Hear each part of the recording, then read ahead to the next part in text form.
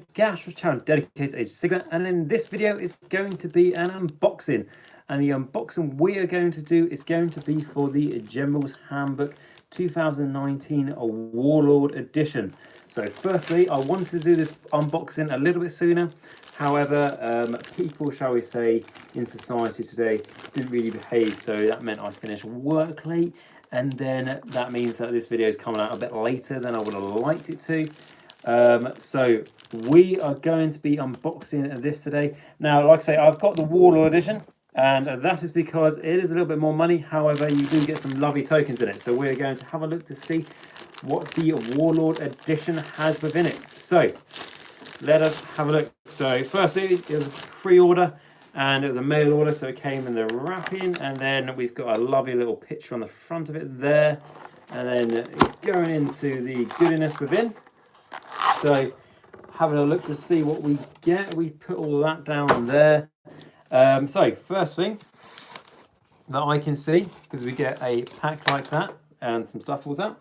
So we have got a, first things first, well, there's actually quite a lot of things in here. Okay, so we get a meet and engagements roster. So this is the new way to play the game that they have said, which is for 1,000 point games. And this is part of the General's Handbook, and it's literally just fixed onto the back, so easy to scan, that sort of thing, if you want to play at that. So this is the General's Handbook itself, 2019. We will have a more in-depth look at this in another video, but we will have a quick look at it in this video as well. It'll be the first time myself looking through it. I know that we had, I think it was Guerrilla War Gaming that basically just did a massive reveal of it and just basically told everything that was in the General's Handbook. However, I have not seen that, so it will be interesting to see that for the first time. We do have our packs of cards here, so this is for the Warlord edition again, so we've got 3 of them and just here. As an example, in this pack we have got, so we've got on here, this looks like this is for open play to help generate armies and that sort of thing, to try and make it a bit more balanced. This one we've got cards for our triumphs. So we've got one called Cunning here. We've got another one called Eager, which are these ones are brand new. So these are the new triumphs. So interesting to see them there. As I'm someone who definitely goes to triumphs as well. In the next pack of cards, we have got, I think, which looks like to be treachery cards, which are quite cool, pretty interesting. So more sort of narrative way to play.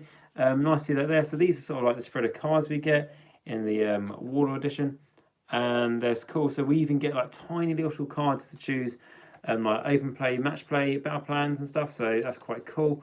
I quite like that way to freshen up your game. Nice thing to see. Now the Warlord edition is obviously more expensive than the normal edition of General's Handbook, and if you're tight on money, is it worth it? Probably not, because you're just getting extra tokens. However, if you do play a lot or you do enjoy the game, and you would quite like some cards and tokens to help you keep track, it is something I would definitely recommend.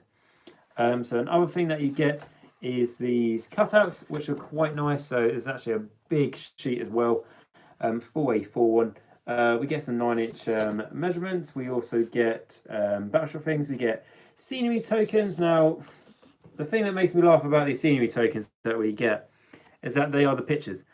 Now, I don't know about you, however, I do not know which that means compared to what that means. I mean, if we're going from order, from what it used to be, so we've got Arcane, Inspiring, God, I can't remember what 3 is, and then we've got Damned. No, we've got, see, there we go already. I've lost, oh no, here we go. So we've got Damned, Arcane, Inspiring, Deadly, Mystical, and Sinister. If that is correct, if it is still the same. Yeah, and you get some objective markers as well, so some nice little things. And then you've also got the scenery rules here, which are for the new scenery. So that'll be very cool indeed to find out what all that has entailed. Okay, and now we get our pitch Battle Profiles. So this is, if you've just joined us, this is the unboxing for the General's Handbook 2019 Warlord edition. So I've just basically been unpacking the things if you just joined us, and I'll be going through it in a bit more depth in a moment, but just seeing what we got. So this is the Pitched Battle Profiles for 2019, and like I said, this is the first time myself looking into the General's Handbook, so I know there's been a lot of reviews already, but for me this is all going to be one nice big surprise.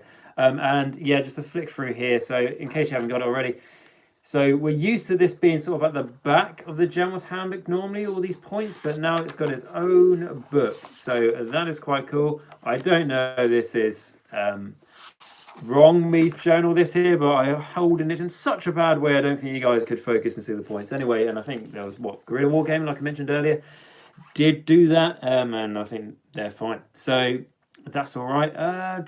Yeah, that's cool. We'll have a look at these points in a moment. I just want to go through the rest of the stuff, and we have another pack of cards here. So just to show you, we have got 4 mini packs of cards in the Warlord edition, and just to see what these cards are, we've got things like open play cards, so open match play cards when you want to you know, have a quick way to generate a new fun scenario that you haven't played before to keep it fresh. You can do that.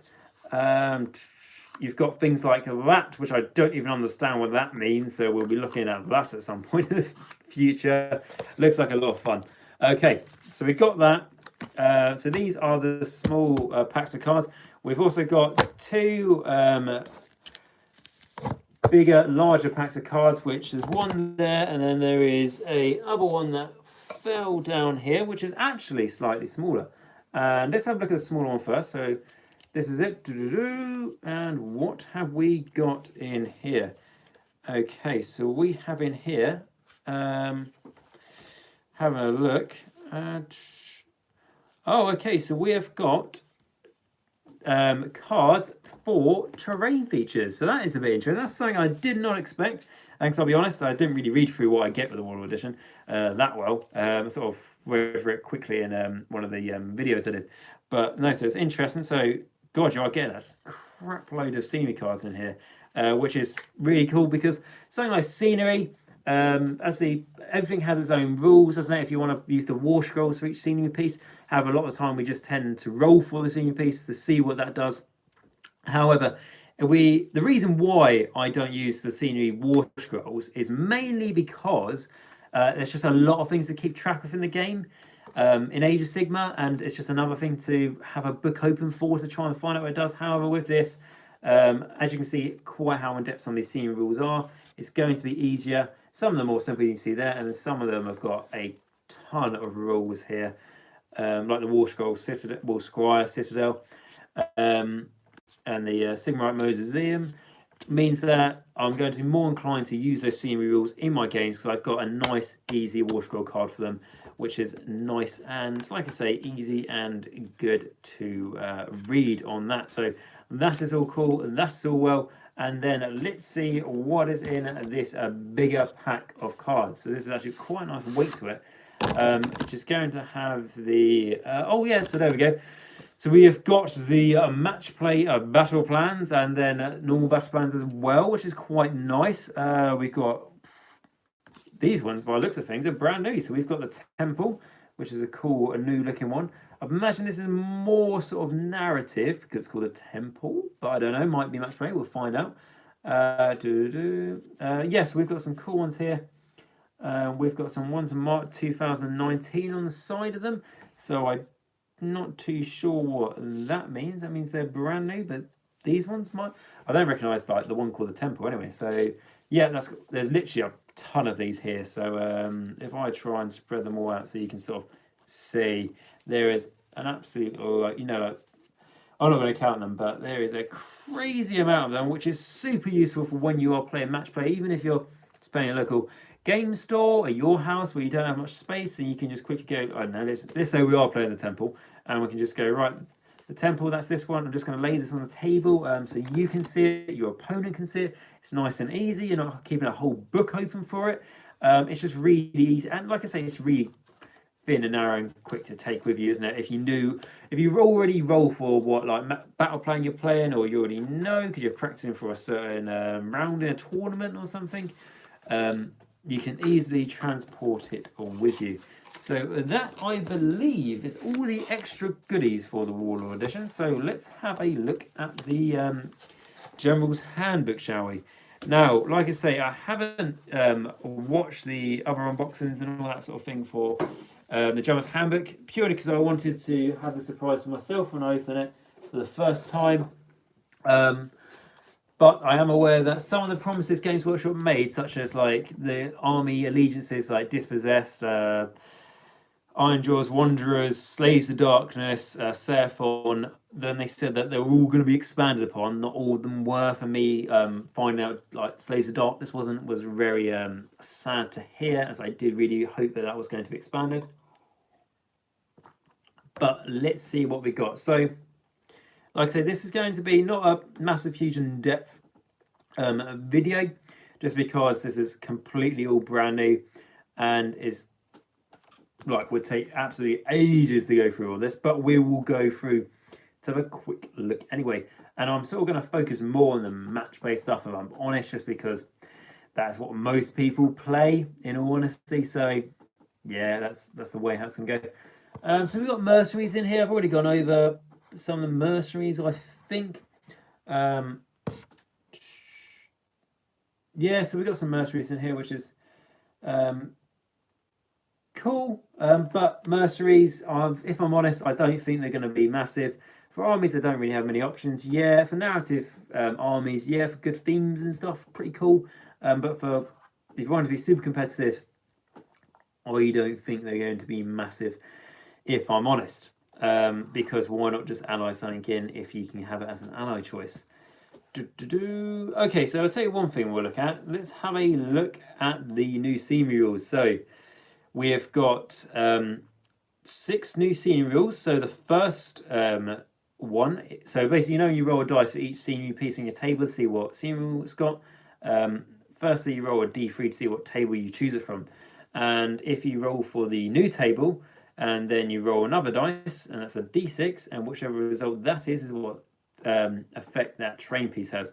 So if you roll 1, it is overgrown. Models are not visible to each other if an imaginary straight line 1 meter wide drawn between the closest points of 2 models crosses over more than 1 inch of any overgrown terrain feature.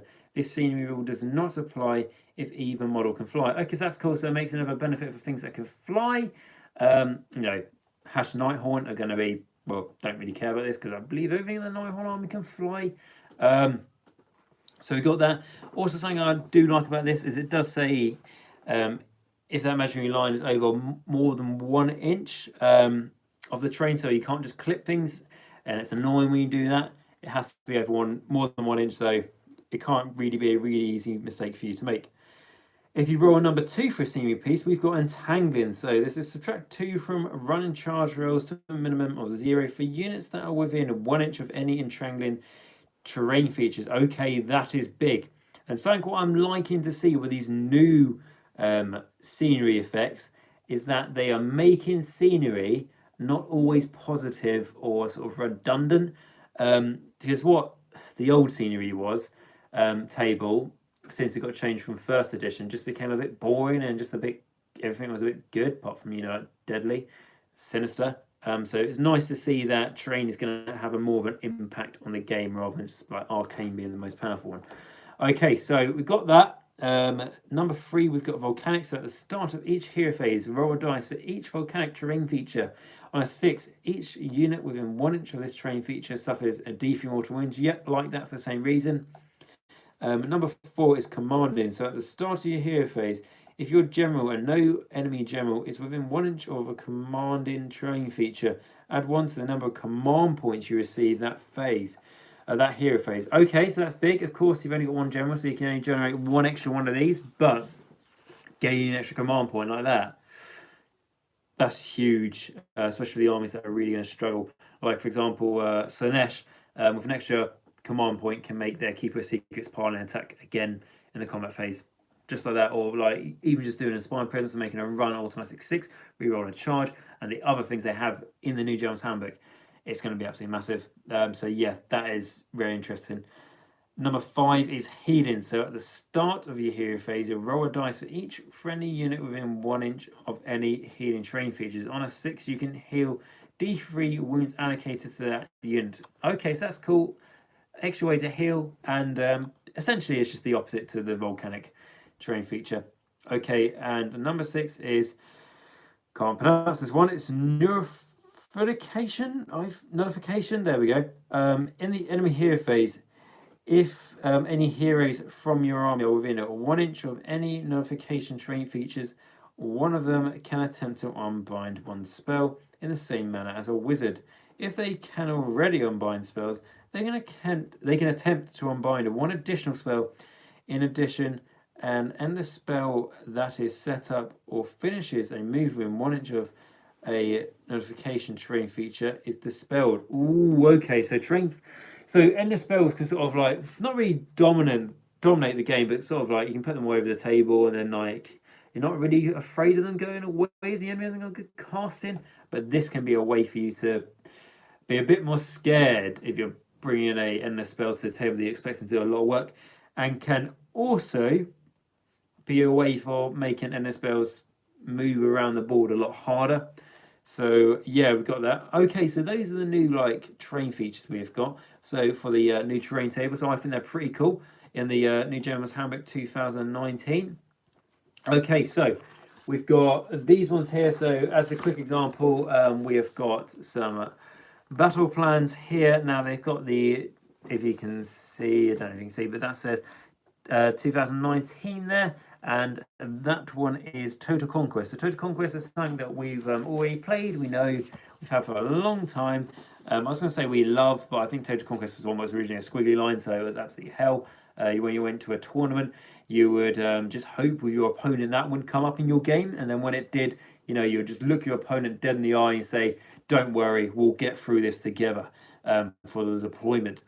But the reason why it does say 2019 is because they have modified them, they have changed them, which is cool. Yeah, it is cool, but just reading the start of this, I don't really see like that. If I make this a bit closer, I haven't read it, but I can't really see a measurement for that line for how far away you're meant to be. I'm sure that's not going to be a problem in the future. I'm sure it's written there how to play it. I'm sure they wouldn't make the same mistake twice for the same battle plan. Well, it would be quite funny, but I really hope they haven't. Okay, so we've got that. Again, Duality of Death's changed. Battle for the Past has changed. Pardon me, got a little bit tired. Star Striker, bloody hell, Star Striker is massively. Look at that. I don't know if you've already seen this, but like Star Strike, you know the one where it can move like, I don't know, there's like what, 9 places it can land on the board or something. That's the new Star Strike one, the one with the cross grid. So that has most definitely changed to make the star be able to fall much more randomly on the table. So that is interesting. Scorched Earth has changed because Scorched Earth has now 8 objectives on the table. That is 8 objectives for Scorched Earth on the table. Well, that is, not gonna lie, that's pretty big. Yep, that's going to be hard to try and control all those, or just burn your enemy ones and then just protect your ones. If you can do that, if you're quick alpha striking army, you got the numbers or something, why not? Yeah, total commitments changed, focal points has changed. Like I say, I'm just going over this just quickly to say what has changed, but I will be hopefully in the future doing in-depth videos for the battle plans, so that is something you guys would like to see.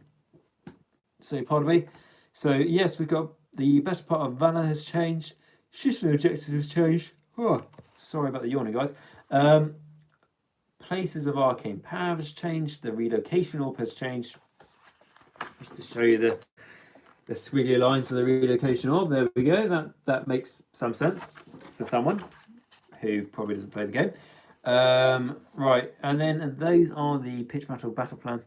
So yeah, pretty some stuff. We've got some advice here if you want to run a tournament for you know, Age of Sigma, which is cool. We've got stuff talking about meeting engagements that we've already mentioned, and then we've got a example of how you play meeting engagements. So as you can see, And there vaguely, like I say, I'm not going to massively show this such good detail because I don't know if that is a bad thing to do, shall we say.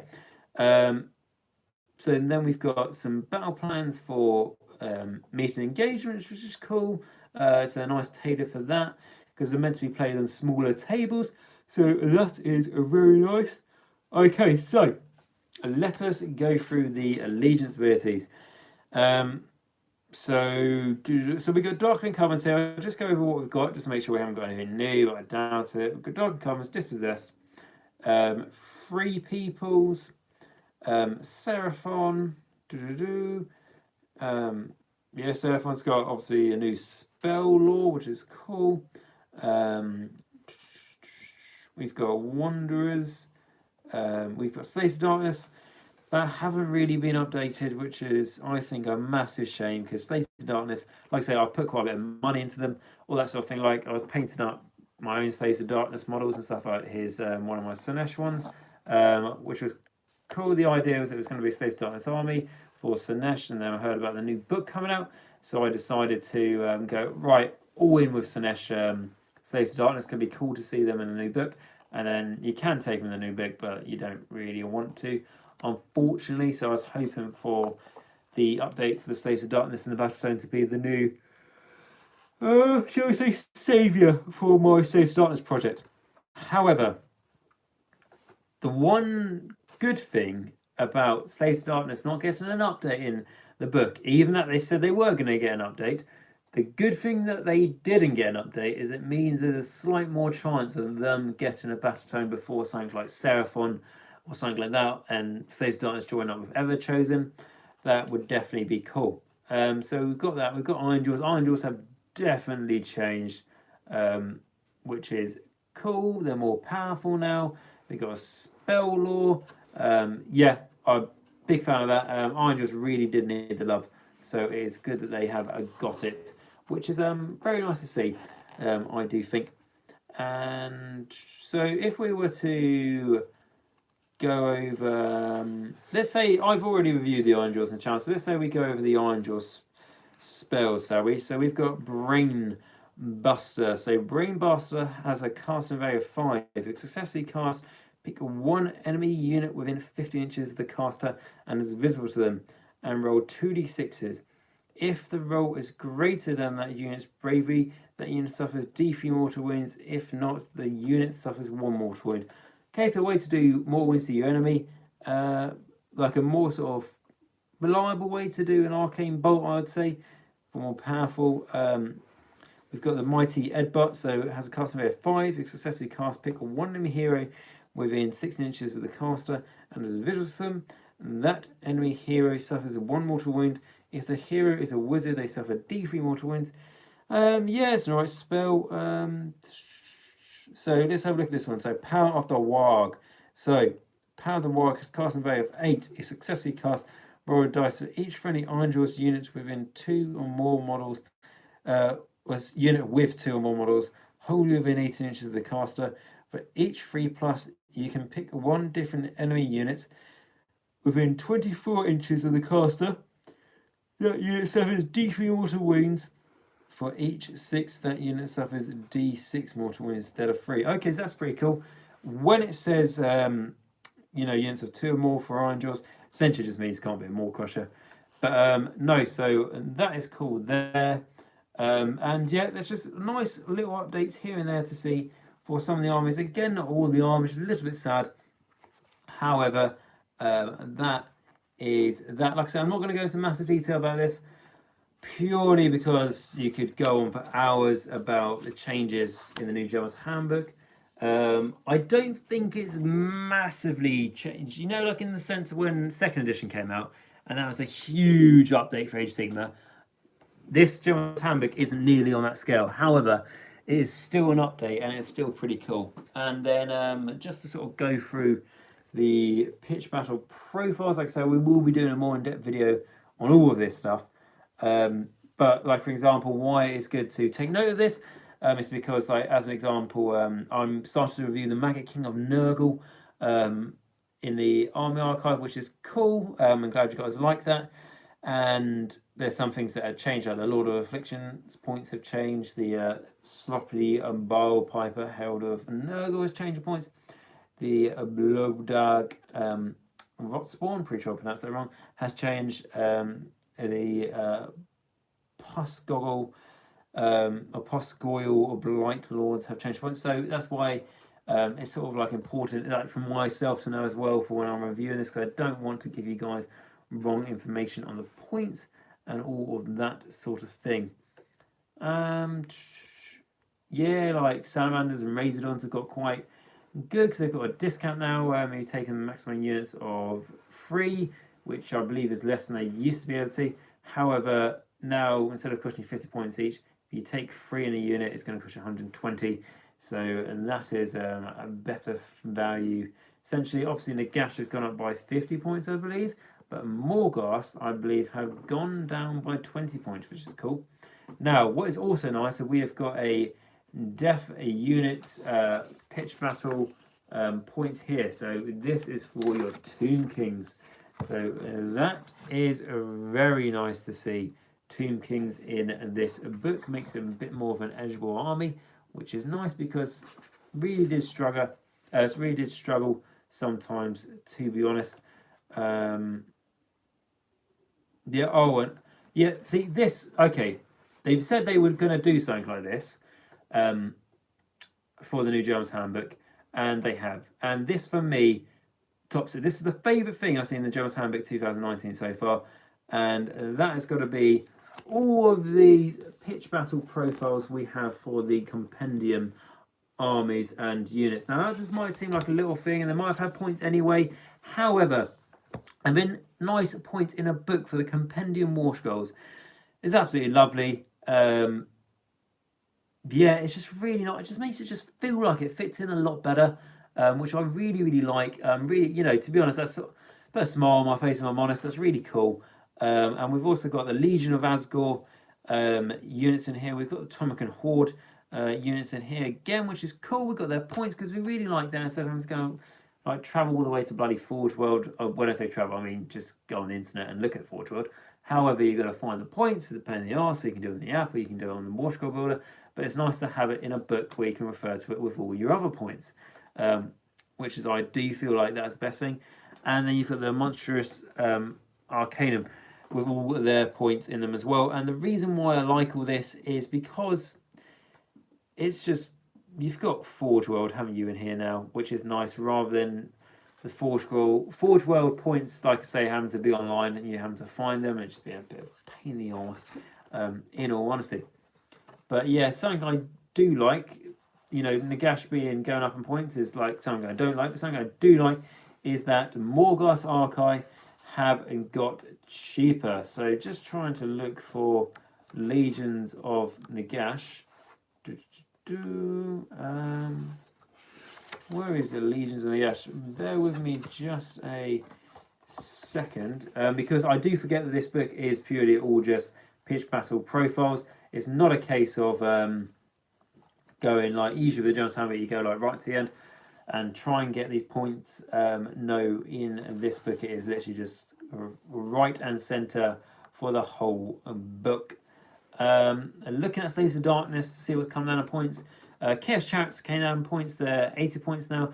I think before they were 100 or 90. I want to say 90. Or they might have been 80 to be honest, but they now have a massive regiment discount, which is cool to see. And Chaos Marauder Horsemen have came down on points, which is nice because they are only 80 points now, pardon me again, which is really cool to see, and means that I might have to do some conversions for getting my Marauder Horsemen, as it's a nice range unit for the Slaves of Darkness there, which is cool. So we've got Death, so we've got Flesh Eater Courts, which haven't gone up in points at all. Surprising. We've got Direwolves that have gone up in points, 70 points. That makes me sad. Direwolves were my to be fair, Direwolves were my most favourite unit for utility. They had such a good purpose and such a good job, and they were arguably disgustingly cheap for what they were. Not because of how powerful they were, but just for their pure existence, which was really, really Nice. So the Necromancer's gone to 130. Yeah, I mean, why? Why have they done that? The Necromancer's spell is really good. However, I know it's on certain units, and yes, you can put it on the Nighthaunt units, etc. But 130 points for something that's a 6-up save. Movement 4, I want to say. 1 spell, but it is good. But it only works in the... Basically, when he does this spell, pick a symbol unit, and that unit can fight twice in the following combat phase. Finally, that's what it means it can do. It's a bit... Oh no, that spell is good, but him going up in points. Yeah, he can pass on damage to other things nearby, but I don't know. Maybe it was a massive problem because I was the guy who was fielding him a lot and not fighting one. So obviously that's a big difference, isn't it? Arcan the Black Mortarch of Sacrament's gone up. Manfred Mortarch of Night has came down. Thank fuck for that, because he was 440 points and now he's 380. That's awesome, actually. That's really cool to hear. As saying that, I might actually get my Manfred out right now to sort of celebrate this occasion, because I spent a bit of time converting this model, but I've never really played it because it is quite shite in the game, because it was the same points as a Vampire Lord and Zombie Dragon for my Manfred, but now he is going to cost 60 points cheaper than a Vampire Lord and Zombie Dragon, this Manfred here. So I am definitely going to be fielding him more, as he is, in my opinion, not going to swear, but he's absolutely a bad-ass Manfred. He is such a character that you either like him or you hate him. Most people hate him, but the other characters that end up hating him usually end up dead. So Manfred doesn't really worry about the repercussions of his actions, shall we just say. So it'll be really exciting using this model more. So yeah, that's absolutely awesome. It's not even like instead of 440 points now 420. No, it's actually a full 380 points now, so 60 points less. Absolutely awesome. Fantastic here. Yeah, Nagash has gone up by 50 points, but he's really powerful, isn't he? So it's quite hard to justify him not going up in points, in all honesty. Neferata Mortarch of Blood has gone down to 380 as well. Also, she's the same points cost as Manfred. That's interesting. That's cool. I do like that. Vampire and Zombie Dragon has stayed the same. That's absolutely fine. Prince of Hordre has stayed the same. That sort of ruined the theme of all these named characters that weren't as good as the Vampire and Zombie Dragon coming down the points. And Prince of Hordre's just stayed up there. I'm not complaining because like Manfred's came down and Neferata, but the Prince of Hordre is really not worth it, especially when it's compared to a Vampire Zombie Dragon who can take artifacts, who can take the inferior artifact, so it means that not taking any rent, and he's also 40 points less, which is 10 points. You know, it's 40 points less, but if it was 10 more points less, it'd be 50 points less, which is a command point, isn't it? So yeah, in all honesty, that is a bit of a shame, but no, good news so far. So what we've got here, Graveguard. So they come minimum size units of 10, maximum units of 30 now. However, they're going to cost you 140 points for 10, which is cheaper than they used to be, because it used to be 5 for 80 points, so that's a 20-point discount there. That is nice to see. So we got that. Hex Race have come down in points, 140 points for 5. So I think they were 160. Or were they 120 gone up to 140? No, they were 160, I'm pretty sure. Gone down to 140 now for Hex Race, so that's cool. Vargeist have gone down in points by 10 points. I mean, who cares for 10 points in all honesty? But, you know, it's obviously a discount, isn't it? If you want to take a lot of Vargeist, you've got that option. Morgoth Archive have came down in points by 20 points. That's absolutely fine, because in my Nagash list, I've got Nagash and 6 Morgoth Archive. So that would save me 60 points for the discounts for those Morgoth Archive, how much they've lost in points. And then Nagash cost me an extra 50 points. So if anything, I'm 10 points up. I'm 10 points cheaper. I'm doing pretty good. So yes, I am liking the new changes for the death points so far. If you just joined us, we've got Neferata and Manfred coming down in points, as well as Morgoth, Graveguard, Hex Race, Vargeist, and that's about it from what I can remember. Fleshy, of course, haven't been affected by points changes at all. I say surprisingly, but okay. A lot of Nighthorn stuff has, and I imagine that's because you can take them Legion of Grief now, but you can already take them Legion of Sacrament, and I think Legion of Sacrament's probably better, if I'm honest. Beast Claw Raiders came down in points, not massively, but they have came down. Oh, pardon me again, pretty tired. That's still sad. I'm sorry, Manfred, if you just move out of the way a little bit. That is still, if you can read that, that is still too sad to see. That is Fire Bellies, all in their own. They're one little army, Fire Bellies. Just a one wound, just a one model army. What is the point? Creating that table for that one army is a waste. Why not just bloody put it in Gutbusters by now? For fuck's sake, get into a shop. It's just like, what? Why do it? Why put more effort in separating it from the others? Which is annoying, but the one thing which is good about Gutbusters not getting allegiance abilities in this book means there's more chance of them becoming a Battlestone army joint with a Beast Claw Raiders, which would be very cool to see indeed. And it means it can happen sooner rather than later because the lack of update. Or if they're not going to get that book and they just didn't get an update here, then that is shit. However, they will probably get a update soon, like a new Battlestone, I think, if not by the end of this year, not too far into the next year, 2020. So it would be nice to see Fire Bellies expand upon, honestly. Yeah, it would be, mate. They can have a whole fire tribe. Nothing wrong with that at all. Can have whole cool things like fire elementals, all this sort of stuff. And I know people go say, well, the Chaos Dwarfs have got like things with fire and all this. Yeah, but Gutbusters with fire, essentially, or elemental ogres, that would just be absolutely awesome. And it'd be really brutal, like the Realm of Beasts, where quite a few of them come from, you know, that sort of thing.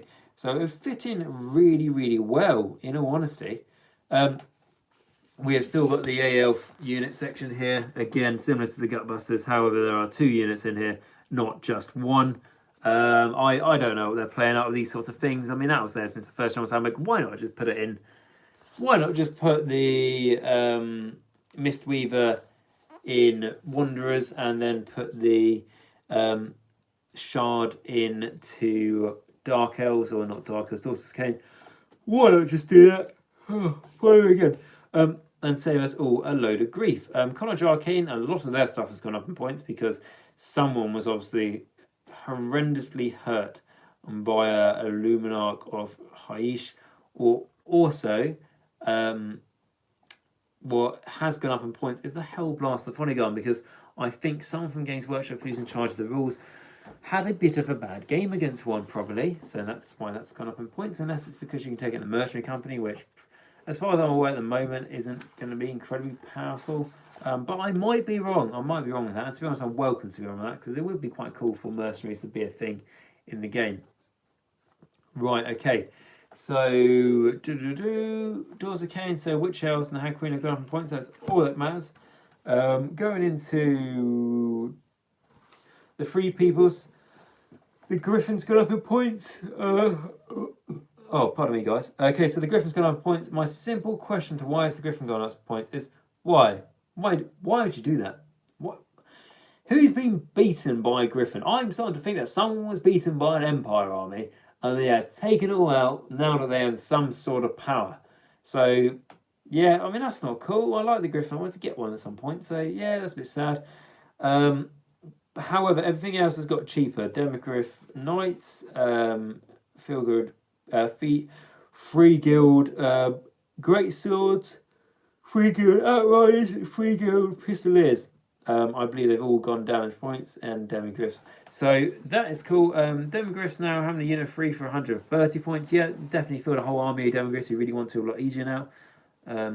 Ildred Council Swordmasters has gone up in points, I believe. So yeah, that's cool. So that is that. Zephron, the Razordons and Salamanders.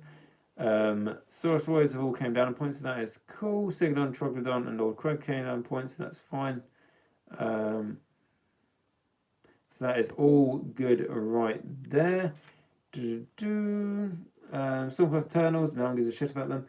Then moving on. So, I mean, look, that is the list of what Stormcast Eternals can alloy with. Now, you probably can't see it as it's very, very small, but that word right there says order. They can ally with everything in order. An absolute joke. How come nothing else can really do that? I think Everchosen ally with something, everything from Chaos, but even if that is the case, Everchosen is like, right, here is 3 War Scrolls for you to play with. Whereas everything else is like, right, well, we have 1,000 War Scrolls here. 1,000. It will be too many to read. However, you will learn. But this is like, no, really easy. There you go. Just sort of one. It's just annoying. And then, like I say, it's cool to see the death units and the destruction units. So that is all well and good. And then obviously all the order units as well. Yeah, and then Forge World as well is cool thing to see, and I do like that. Okay, guys, so this has been the unboxing for the General's Handbook 2019 Warlord Edition.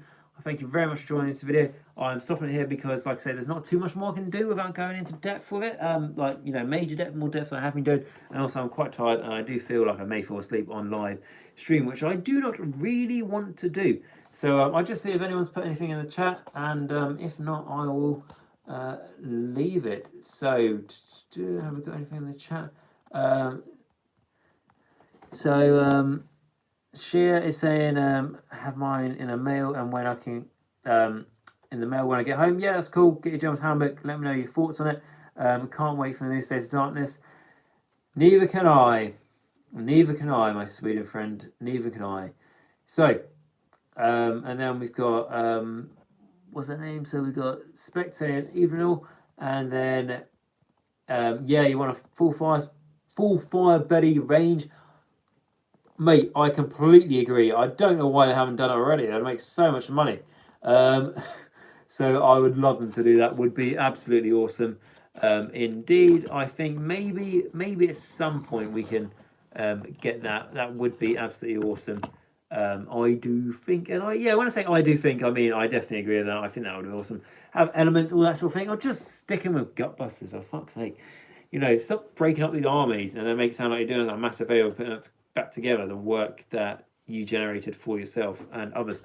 So guys, like I say, that is going to be the end of this video. I hope you enjoyed it. If you did so, please like, subscribe and comment down below. That has massively helped the channel and is absolutely free for you guys to do so. If you would like to support the channel a step further, I've now set up a Patreon account, which is a way for you to donate money to the channel, which goes straight back into the channel towards things like me being able to save up towards like a better camera, or just a camera in general, to be honest, because this is just my phone, a better microphone, also to save up towards all these other things that would be good to really help provide better content for the channel, and also just things like me being able to justify the time put into the channel really does make a huge difference. So on that note, I would like to thank Carl, Simon, Martin, and for just being absolutely massive great thanks, and also Max as well, who's always good. He's always putting stuff in the Discord chat,